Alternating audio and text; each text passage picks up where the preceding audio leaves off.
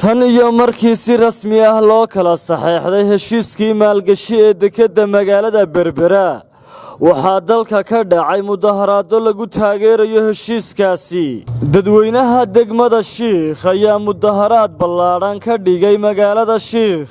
Mudaharaadkan ayaa qayb ka ahaa mudaharaado dhowr ah oo hore uga dhacay dalka, kuwaasoo lagaga soo horjeedo go'aanka dalka Soomaaliya ee ku wajahan heshiiskii maalgashi ee dhowaan dowladaha Soomaaliland, Itoobiya iyo Imaaraadka Carabta ku kala saxeexdeen magaalada Dubai. Dadweynahan ayaa sheegay in Soomaaliya ay ku ekaato deegaanada ay maamusho oo kaliya.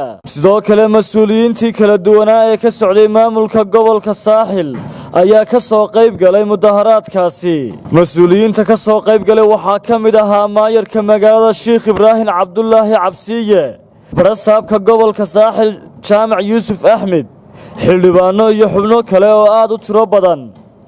Dhammaan khudbadihii halkaasi laga soo jeediyay ayaa lagu dhaleeceeyay hadaladii dhowaan ka soo yeedhay mas'uuliyiinta dalka Soomaaliya. Si kastaba ha ahaatee, mudaharaadkan ayaa ku soo dhammaaday si nabadgelyo. Siciid Axmed Tamreyse, telefishinka caalamiga Star, SHIIKH.